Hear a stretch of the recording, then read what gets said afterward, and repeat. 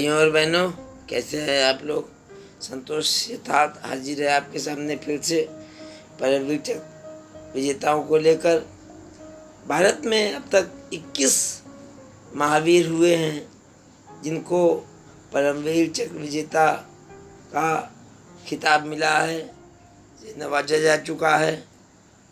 उनमें से 5 वीडियो आपको पहले ही अपलोड किए जा चुके हैं और आप लोगों ने जो प्रतिक्रिया दी है उसके लिए बहुत बहुत धन्यवाद। आज फिर से हाजिर हूँ छठा वीडियो लेकर। आज का वीडियो ऐसा वीडियो है जो शायद किसी भी देश की दुनिया ने, किसी भी सैनिक ने इतना महान काम नहीं किया। कारण ऐसी कठिन परिस्थितियों वाला युद्ध आज तक कभी हुआ ही नहीं। अभी तक युद्ध जो लड़े गए वो धरती पर लड़े गए, लेकिन धरती से 21,000 फुट की ऊंचाई पर युद्ध लड़ने की कल्पना ही नहीं की जा सकती। मैं बात कर रहा हूँ सियाचिन क्षेत्र में लड़ी गई एक लड़ाई के बारे में,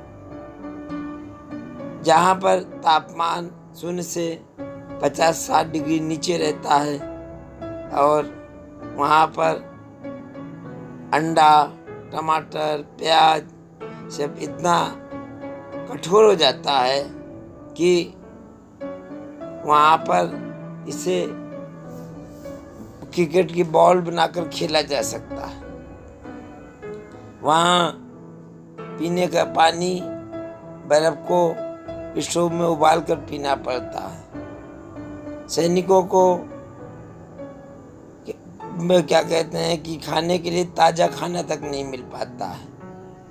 वहाँ पर तैनाती 3 महीने से ज़्यादा नहीं होती है।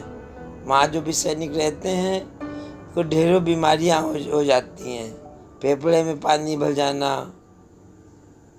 और अगर वहाँ पर कोई भी अंग 15 सेकंड से ज़्यादा बिना किसी ग्लव्स या खुला हुआ हो तो काला पड़ने लगता है, उस अंग को काटना पड़ सकता है।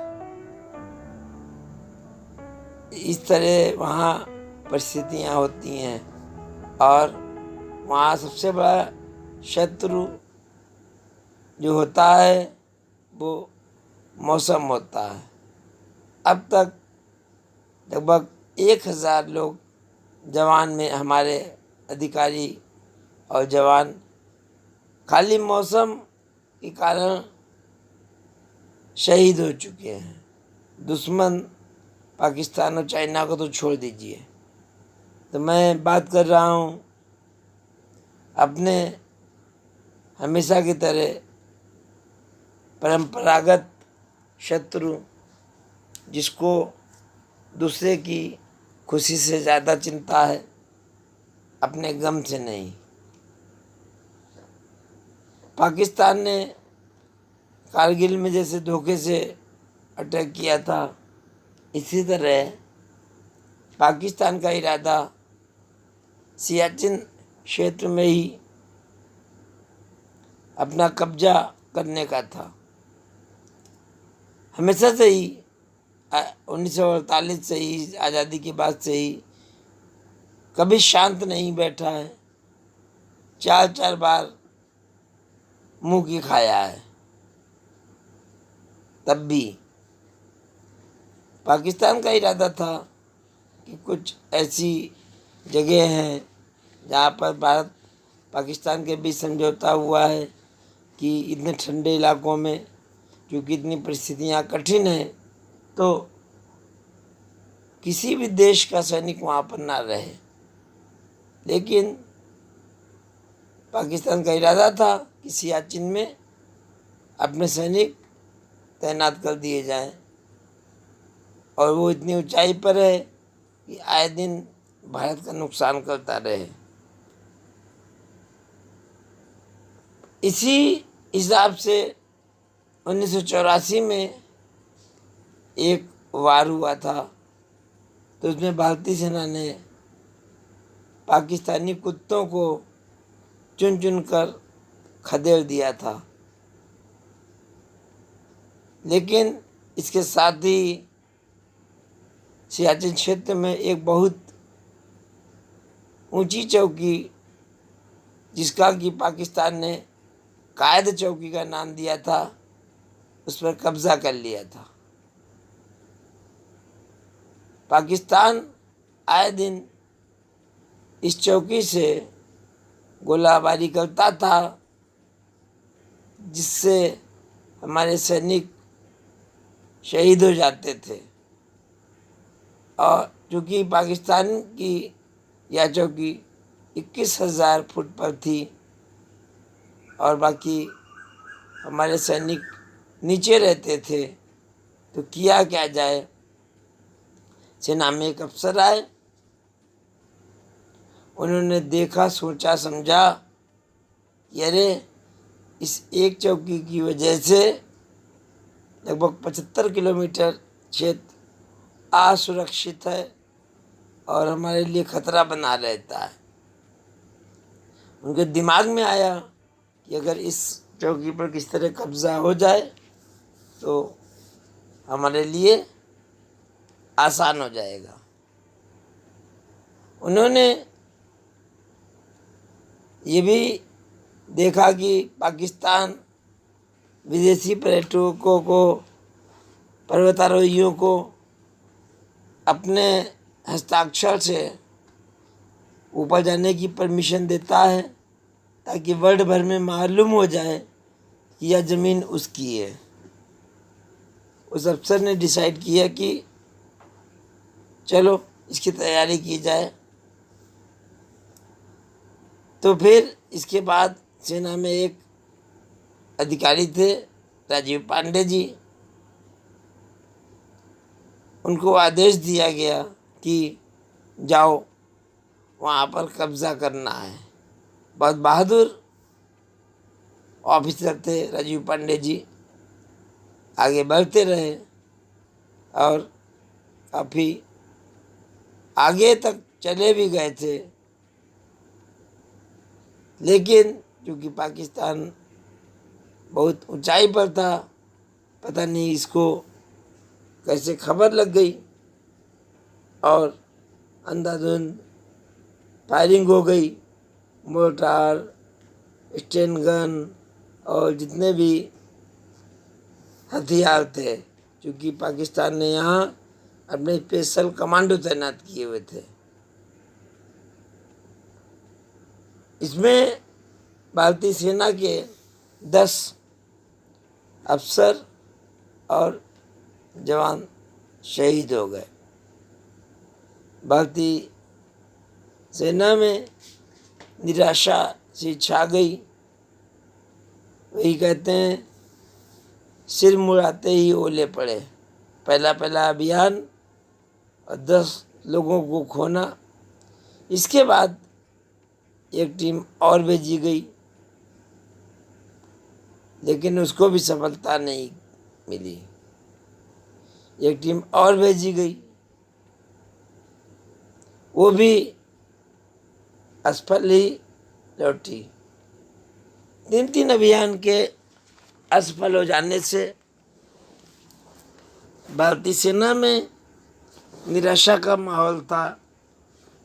लेकिन भारतीय सेना तो भारतीय सेना है, कभी हार मानना तो सीखा नहीं है। इसके बाद फिर से फैसला किया गया, मैं जिसके बारे में बात आ रहा हूँ, बाना सिंह के बारे में। बाना सिंह का नाम पहले उस लिस्ट में नहीं था जिसको जाना है, लेकिन अधिकारी ने स्पेशली इनका नाम उस लिस्ट में शामिल किया और बाना सिंह से कहा गया कि जाओ। बाना सिंह आगे बढ़े।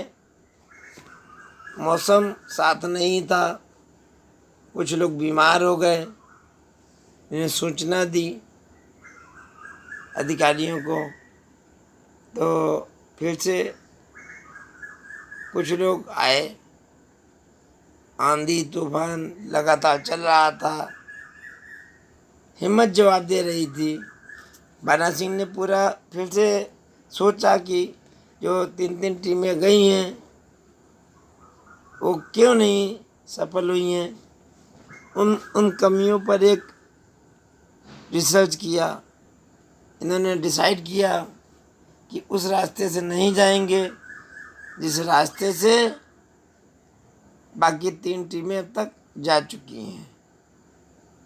अच्छा, 3 बार अभियान के असफल हो जाने से पाकिस्तान के मन में यह बात आ चुकी थी कि अब कभी भारतीय सेना इस इलाके की ओर रुख नहीं करेगी। बाना सिंह ने एक मुश्किल रास्ता लिया जिससे अभी तक कोई टीम नहीं गई थी। उस टीम से बाना सिंह को बहुत उम्मीद थी। सभी लोगों को इन्होंने मोटिवेट किया। वो रास्ता बिल्कुल खड़ा था, 90 डिग्री पर चढ़ाई वाला, रस्सी लगाकर चढ़ना, और जो खाना मिला था वो भी 2-3 दिन का खाना मिलता है मिलिट्री में, वो भी समाप्त हो गया था। एक एक सैनिक पूरा ताकत लगाकर आगे बढ़ रहा था। इतना ठंडक था कि स्टेनगढ़ भी ठंड में जाम हो जाती है। आगे बढ़ते जा रहे थे भारत माँ का नाम लेते हुए और पहले अभियानों के बारे में सोचते हुए। जब पाकिस्तान भी इत्मीनान था क्योंकि जो रास्ता इन्होंने चुना था उस रास्ते से ऊपर जाने की कोई कल्पना कर ही नहीं सकता था। किसी तरह चलते रहे और परिस्थितियों का सामना करते रहे। अंततः ऊपर चढ़ी गए। वहाँ बंदूक स्टेनगन जो भी थी इनके पास काम नहीं की। बाना सिंह ने आओ देखा न ताओ और एक हैंड ग्रेनेड ऊपर उछाल दिया और भड़ाम की आवाज़ हुई। पाकिस्तान का वहाँ पर बंकर बना हुआ था, बहुत ज़्यादा साजो सामान वगैरह भी था। और आवाज़ के साथ ही उसके बाद बाना सिंह अंदर गए तो देखा पाकिस्तान के 6 अधिकारियों और सैनिकों की लाशें वहाँ पर बिछी हुई थी। अरे, पाकिस्तान के सैनिकों को समझ ही नहीं पाया कि ये हुआ क्या, ये अचानक कहाँ से भारतीय सेना आ गई है। किसी का कोई दिमाग काम नहीं कर रहा था। इसके बाद भी रुके नहीं। बाना सिंह के साथ केवल 5 लोग थे। और उसके बाद आमने सामने की लड़ाई हुई।